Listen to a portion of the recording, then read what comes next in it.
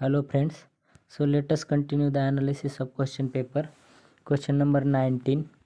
The question is asking about New Start treaty was in the news. So उस time पे new start treaty news में थी और 4 options दिए हैं.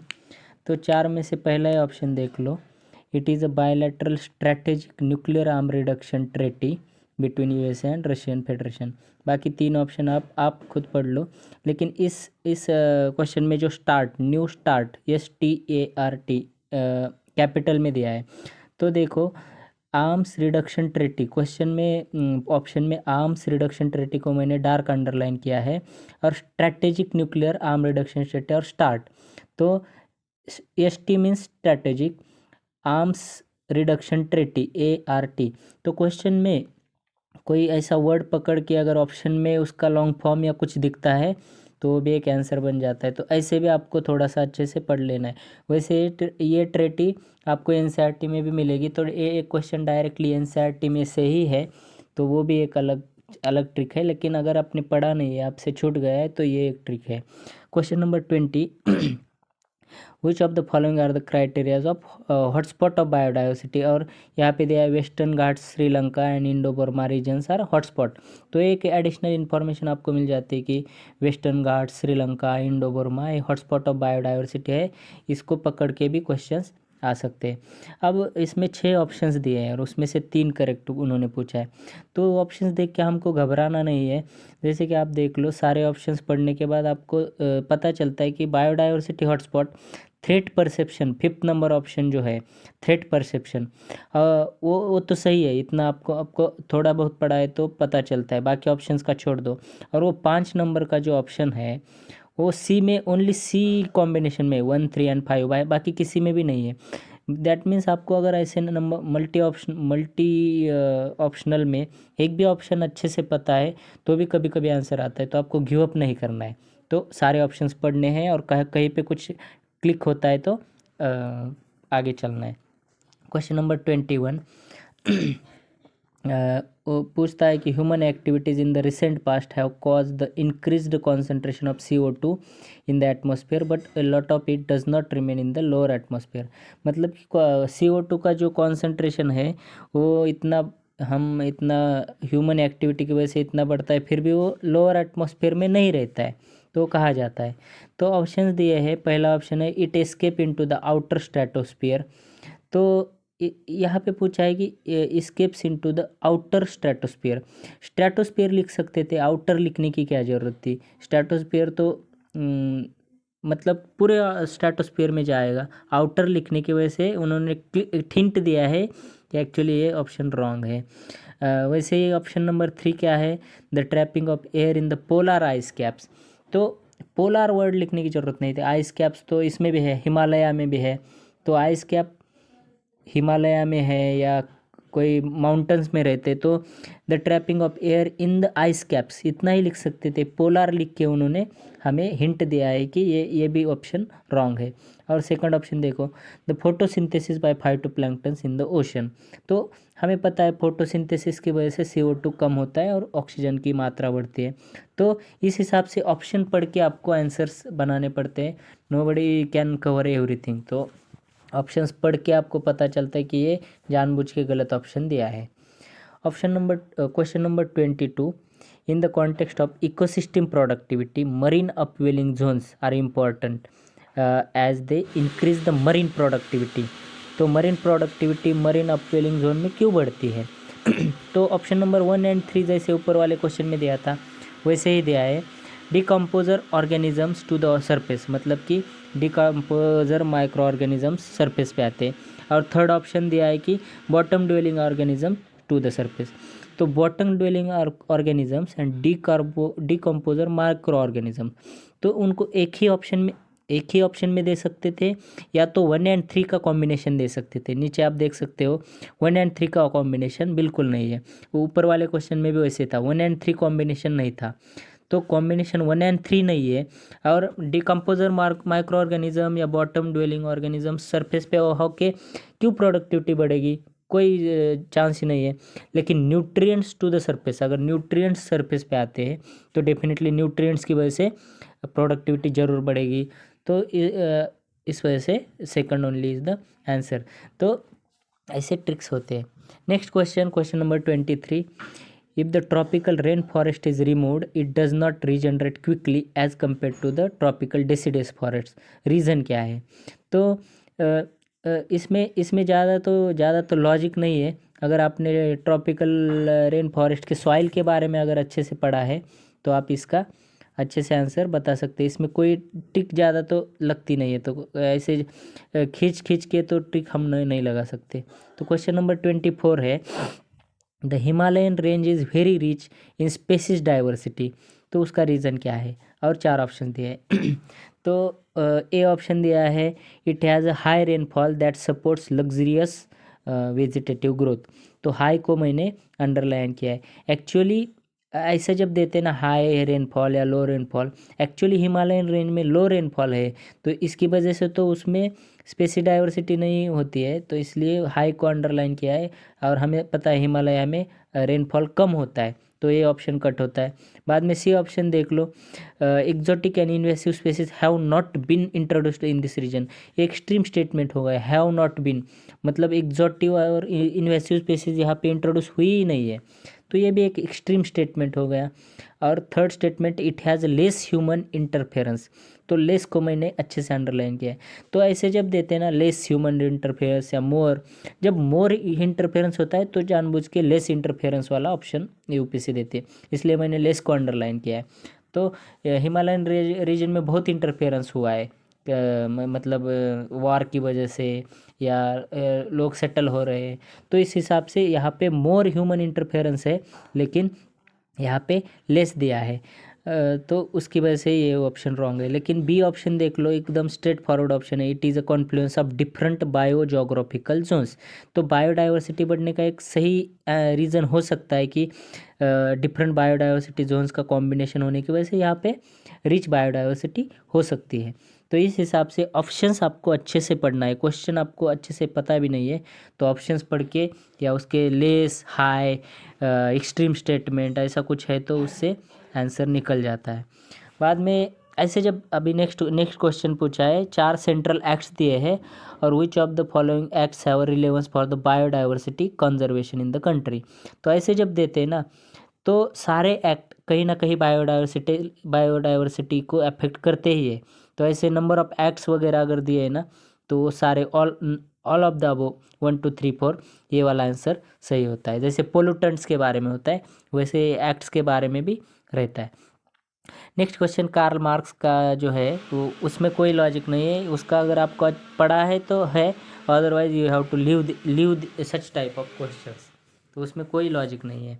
लेकिन फिर भी आपको डाइलेक्ट्रिक मटेरियलिज्म क्या है, डार्विन की थ्योरी क्या है, एग्जिस्टेंशियलिज्म क्या है, एम्पिरिकल लिबरलिज्म क्या है, एक एक लाइन में सर्च करना है, वो वाले नोट्स मैं आपको शेयर करूँगा। बाद में क्वेश्चन नंबर 27 बता रहा है कि a layer in the earth atmosphere called ionosphere facilitates radio communication, why, reason पूछा है कि आयोनोस्फेयर में रेडियो कम्युनिकेशन क्यों होता है। तो ऑप्शंस देख लो, पहला ऑप्शन है presence of ozone causes the reflection of radio waves to the earth, तो ये तो रॉन्ग है। हमें ओजोन इतना तो हमें पता होता है कि ओजोन का प्रेजेंस क्या करता है, तो सन के यूवी रेज को रोकता है, इसकी वजह से फ़ायदा होता है हमें। लेकिन ये रिफ्लेक्शन ऑफ रेडियो वेव्स तो बिल्कुल नहीं करता है, तो ये वाला ऑप्शन कट हो गया। सेकंड ऑप्शन है radio waves have a very long wavelength, तो यहाँ पे देख लो उन्होंने वेरी लिखा है, तो वेरी मतलब कितना, देयर इज़ नो मतलब कि ऐसा भी लिख सकते थे कि radio waves have a long wavelength, actually उसका रेडियो वेव्स का वेरी शॉर्ट वेवलेंथ होता है, तो उन्होंने जानबूझ के उल्टा लिखा होता है। जैसे क्वेश्चन नंबर 24 में मैंने बोला it has a less human interference वाला ऑप्शन था, डी ऑप्शन क्वेश्चन नंबर 24 में। जब मोर होता है तो वो लेस लिखता है यूपीएससी, वैसे यहाँ पे radio waves have very short wavelength, लेकिन उन्होंने जानबूझ के वेरी लॉन्ग वेवलेंथ ऐसा स्टेटमेंट उल्टा बनाया है और हमें फंसाया है, तो इस हिसाब से दोनों स्टेटमेंट रॉन्ग हुए और option number D is the answer. बाद में क्वेश्चन नंबर 28 देख लो, फॉरेन डायरेक्ट इन्वेस्टमेंट और फॉरेन इंस्टीट्यूशनल इन्वेस्टमेंट का इंपॉर्टेंट डिफरेंस के बारे में पूछा है। तो इसमें भी ज़्यादा कुछ लॉजिक है नहीं, फिर भी मैंने कहीं कहीं अंडरलाइन अच्छे से किया है, लेकिन ये अगर आपने अच्छे से इकोनॉमिक पढ़ा है तभी इसका आंसर आ सकता है, इसका कोई लॉजिक से तो आंसर निकलना मुश्किल है। क्वेश्चन नंबर 29 में पूछा है कि बिट्टी ब्रिंजल जो आया था, जेनेटिकली इंजीनियर्ड ब्रिंजल, तो उसका ऑब्जेक्टिव क्या था। तो इसमें भी कुछ लॉजिक नहीं है। तो ऑप्शन है कि to make it pest resistant, to improve its taste and nutritive qualities, to make it डॉट resistant and to make it shelf life longer. तो अब इसमें तो कुछ लॉजिक नहीं, लेकिन अगर आपको पता है कि ब्रिंजल एक पेस्ट वल्नरेबल क्रॉप है, जैसे कि ब्रिंजल पे बहुत सारे पेस्ट अटैक होते रहते हैं, और वही एक हम जब बाज़ार में जाते हैं तब भी हम चेक कर करके ब्रिंजल खरीदते हैं। तो इतना बेसिक लॉजिक लगा कि आपको पता होना चाहिए कि बिट्टी ब्रिंजल क्यों लाया होगा। तो पेस्ट रेजिस्टेंट बनाने के लिए लाया होगा, क्योंकि हम बाज़ार में जाते हैं तो चेक करके लाते हैं कि पेस्ट है क्या उसमें, या कुछ ख़राब तो नहीं है। तो उस हिसाब से आपको अपना दिमाग लगा के, रियल लाइफ का थोड़ा सा लॉजिक लगा के आंसर निकालना है। लेकिन ये चारों ऑप्शंस है ना, तो इसको पकड़ के अगले वाले सालों में क्वेश्चन है कि what are the objectives of genetically engineered crops, अलग अलग क्रॉप्स, बिट्टी ब्रिंजल नहीं लेकिन अलग अलग। तो ये चारों ऑप्शंस दिए हैं उसमें, और चारों जेनेटिकली इंजीनियर्ड क्रॉप के एक ऑब्जेक्टिव्स है। तो क्वेश्चंस से ही आपको नॉलेज बढ़ता है, और ये वाले ऑप्शंस पकड़ के आपको अगले वाले सालों में क्वेश्चंस आते हैं। तो अगला क्वेश्चन है आम आदमी बीमा योजना के बारे में कंसिडर द फॉलोइंग स्टेटमेंट्स, और दिए हैं। तो ऐसे आपने पढ़ा है तो बहुत ही बढ़िया है, लेकिन अगर देखो क्वेश्चन नंबर ऑप्शन नंबर 2 देख लो, the member insured must be in the age group of 30 to 65 years. अब यहाँ पे 30 to 65 ईयर्स रेंज तो दिया है, लेकिन आप सिंपल लॉजिक समझ लो, आम आदमी अगर 30 साल में काम करना शुरू करे या कमाना शुरू करे तो कैसे होगा। जनरली 18 या 20 से तो मिनिमम कमाना शुरू ही करते हैं, तो 30 साल से अगर बीमा मिलेगा तो कैसे होगा। तो लॉजिक लगा के आपको पता चलना है कि 30 साल तो रॉन्ग है, 65 इज़ ओके, ऊपर वाला ठीक है, लेकिन नीचे वाला जो रेंज है 30 के एज में अगर कमाना शुरू करेगा आम आदमी तो गलत है ना। हम कितना प्रेशर फील करते हैं कि यार अभी तक कमा नहीं रहे, तो दैट मीन्स 18 या 20 ऐसा कुछ एज होगा, इसका 18 से है, तो उससे ही पता चलता है कि ये स्टेटमेंट तो रॉन्ग है। तो उससे B and D option cut हो गया। B and D option cut होने की वजह से पहला वाला ऑप्शन तो ए एंड सी में वन तो दोनों में है, तो पहला वाला ऑप्शन तो करेक्ट हो गया, राइट। तो अभी हमको सिर्फ थर्ड वाला ऑप्शन देखना है, there is a provision for. So मैंने बोला जब भी प्रोविजन वर्ड आता है ना इसमें ऑप्शन में प्रोविजन, तो वो स्टेटमेंट करेक्ट होता है। एंड इसमें क्या है, provision for free scholarship for up to 2 children, तो यहाँ पे एडिशनल कंडीशन भी डाल दिया कि दो बच्चों तक ही आपको स्कॉलरशिप मिलेगा, और वो भी 9th और 12th के बच्चों को ही मिलेगा। मतलब कि ये रेंज जो है, मतलब कि ये स्कॉलरशिप मिलने का जो कंडीशंस है, एक तो 2 बच्चों तक ही, और दूसरा 9 to 12 सारे बच्चों को, फर्स्ट स्टैंडर्ड से लेके ग्रेजुएशन तक नहीं है। मतलब कि मिनिमाइज जब करते हैं ना ऑप्शन में रेंज ऑफ बेनिफिशियरी, तो वो एक स्टेटमेंट करेक्ट होता है। तो आपको अच्छे से पढ़ना है, अच्छे से स्टेटमेंट को समझना है, हाँ यार इसमें तो बहुत लिमिटेड रेंज है, तो इस हिसाब से स्टेटमेंट करेक्ट होता है, और 1 and 3 is the answer. Next question है 31। तो इसमें ब्रेंट क्रूड ऑयल के बारे में पूछा है, what does this term imply. Brent crude oil क्या है। तो पहला स्टेटमेंट है कि it is a major classification of crude oil. Definitely question में ब्रेंट क्रूड ऑयल, तो क्रूड ऑयल वर्ड ऑप्शन में भी है उसमें भी है, तो 1 इज़ डेफिनेटली करेक्ट। सेकंड है कि it is source from North Sea. अब ये तो हमें पता नहीं कि सेकंड नॉर्थ सी से आता है, अगर पढ़ा है तो ठीक है, लेकिन फिर भी। लेकिन थर्ड ऑप्शन अगर आपने पढ़ लिया, it does not contain sulphur, तो ये निगेटिव स्टेटमेंट है। Actually it does contain sulphur, ऐसा कौन सा भी क्रूड ऑयल नहीं होता है जिसमें सल्फर होता ही नहीं है। तो थर्ड स्टेटमेंट 100% रॉन्ग है। उन्होंने डायरेक्टली एक्सट्रीम स्टेटमेंट बोला है कि it does not contain sulphur, तो उस हिसाब से 3 स्टेटमेंट रॉन्ग हो गया, तो सी एंड डी कट हो गया। और हमें पता है 1 is definitely correct because it is a major classification of crude oil, तो 1 इज़ डेफिनेटली करेक्ट, और B is the answer. Second का हमें पता भी नहीं था, फिर भी उन्होंने ही हमें हिंट दिया है कि you don't need to know about the second statement. आपको अगर फर्स्ट और थर्ड अच्छे से लॉजिक लगा के आपने सॉल्व किया तो आप आराम से कर सकते हैं। तो नेक्स्ट क्वेश्चन है the function of heavy water in the nuclear reactor is 2। तो अभी हेवी वाटर का फंक्शन न्यूक्लियर रिएक्टर में क्या होगा, तो नीचे से देख लो, डी ऑप्शन है स्टॉप द न्यूक्लियर रिएक्शन। अगर stop reaction, nuclear reaction stop ही करना है तो शुरू ही क्यों करना है, तो ये तो रॉन्ग हो गया कि स्टॉप न्यूक्लियर रिएक्शन अगर स्टॉप ही करना है तो वो तो फंक्शन नहीं है, तो किसी भी तरीके से स्टॉप तो कर ही सकते हैं, तो हेवी वाटर ही क्यों चाहिए। बाद में दूसरा सी ऑप्शन है कि कूल डाउन द रिएक्टर। अभी देखो हेवी वाटर बहुत महंगा होता है, कूल डाउन करने के लिए क्यों कूल डाउन करने के लिए कोई भी ठंडा वाटर भी चलेगा, तो उस हिसाब से वो स्टेटमेंट भी रॉन्ग है। और ए एंड बी में देखो two two options are exactly opposite to each other. पहले में क्या है, slow down the speed of reactor neutrons, and B option में है increase the speed of neutrons.